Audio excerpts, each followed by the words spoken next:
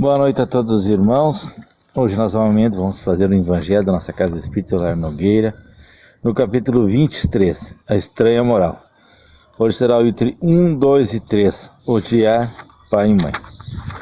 Então, aproveitando essa oportunidade, desejar um feliz Dia das Mães a todas as mães que estão conosco neste Evangelho, as mães encarnadas, desencarnadas, principalmente a minha mãe, e agradecer a ela por tudo que ela fez de bom para mim, me trouxe a seu mundo, me ensinou da melhor maneira que ela pôde a dar meus primeiros passos e poder seguir em frente e estar até hoje aqui, feliz, contente, sempre procurando me melhorar.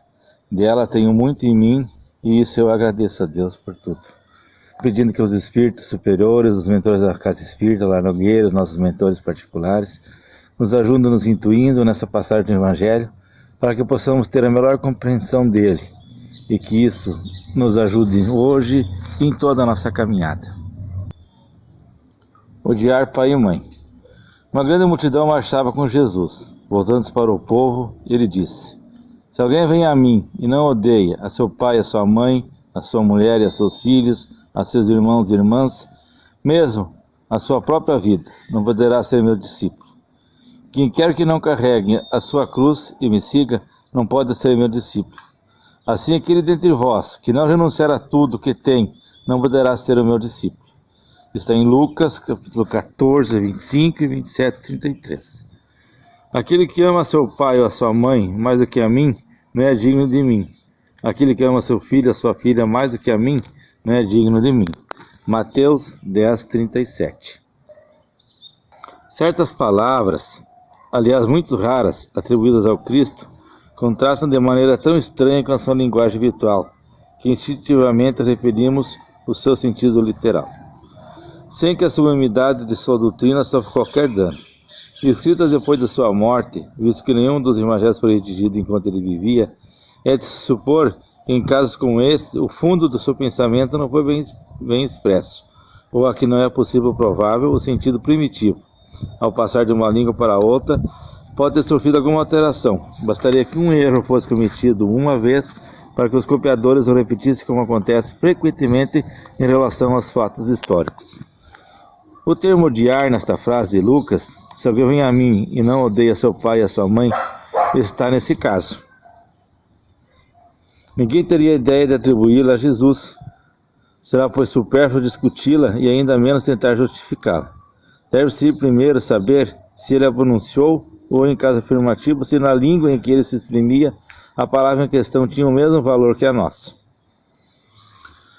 Nessa passagem de João, aquele que odeia a sua vida neste mundo a conserva para a vida eterna. É certo que ela não exprime a ideia que lhe atribuímos. A língua hebraica não era rica, continha muitas palavras com várias significações. Tal é, por exemplo, aquela que no Gênesis designa a frase da criação, e que também servia para expressar simultaneamente um período qualquer de tempo e a revolução diurna. Daí, mais tarde, a sua tradução ao termo dia, e a crença de que o mundo foi obra de 6 vezes 24 horas. Tal também a palavra com que se designa um camelo e um cabo, porque os cabos eram feitos de pelos de camelos. Esta é a razão de que, havendo traduzido para o termo camelo, na alegoria do buraco de uma agulha. É necessário, aliás, levar-se em consideração os costumes e o caráter dos povos, pela influência que exerce sobre o gênero particular de seus idiomas. Sem esse conhecimento, escapa o sentido verdadeiro de certas palavras, de uma língua para outra. O mesmo termo se reveste de maior ou menor energia. Em uma pode ser uma injúria ou uma blasfêmia, ou em outra ser uma palavra insignificante, conforme a ideia que surgira. Na mesma língua, algumas palavras perdem seu valor com o passar dos séculos, e por isso que uma tradução rigorosamente literal nem sempre exprime perfeitamente o pensamento, que para ser exata deve empregar-se às vezes não termos correspondentes, mas outros equivalentes ou perifrases. Essas notas enquanto aplicação especial na interpretação das Santas Escrituras, em particular dos Evangelhos.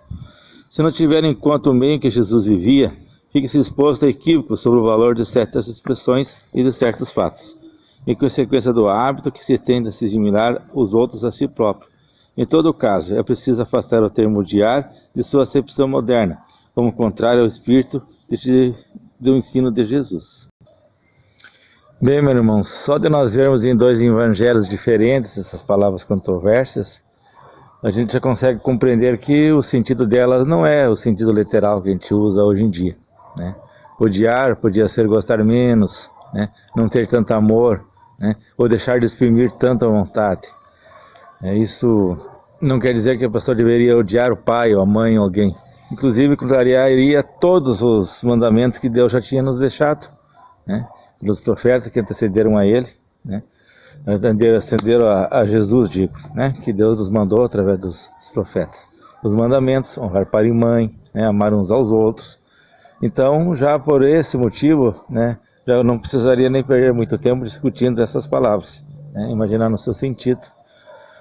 E isso se explica que ele aparece em vários evangelhos, né? Nessa passagem mesmo já mostra ele em dois evangelhos diferentes, tanto de Lucas como de Mateus. Sabemos o quanto é necessário honrar e amar pai e mãe, como amar a todos os irmãos. Então não poderia ser de Jesus essas palavras, né? Eu entendo que ele quis dizer que não pode seguir-me quem não tiver amor. Quem não amar seus pais, quem não amar seus irmãos, quem não amar o próximo, né? E também não poderá seguir quem amar mais as coisas materiais do que a ele. Ele sempre pregava o amor em Deus, né? O amor às coisas do Espírito, do que as coisas materiais. Por mais que simbolicamente, naquela época ele deixava isso expresso, se traduzido hoje no nosso Evangelho, também tem várias passagens dele, né? Amar mais as coisas materiais não pode seguir o caminho de Jesus, né? O seu modelo não foi esse. O modelo foi dar importância às coisas do Espírito, né? Se entendermos através dele que somos espíritos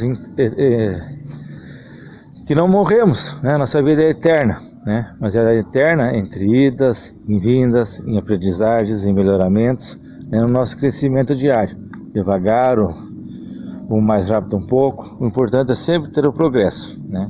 E para isso nós temos que ir desapegando das coisas da matéria, entendendo o quanto é importante darmos o valor significativo às coisas do Espírito e muito menos à matéria. Sendo assim, meus irmãos, então com este pequeno entendimento dessa passagem do Evangelho, né, onde a gente gasta esse tempo tentando deixar claro, né, tirando esse enigma das palavras entre odiar e gostar, né, dando para elas o sentido verdadeiro, né. Vamos então pedir a Deus, a Jesus Cristo, nosso irmão, nosso mestre, nosso guia, a todos os nossos protetores, aos espíritos elevados, aos trabalhadores da seara do bem e do amor, que sempre nos acompanham, que possam continuar nos acompanhando, que nós sigamos o seu caminho, o caminho da luz, o caminho da verdade, e o caminho que nos levará a sermos os espíritos perfeitos. Vamos pedir proteção por nossa caminhada de mais esta semana que se inicia. Vamos pedir proteção no nosso trabalho, todos os deslocamentos que nós fizermos.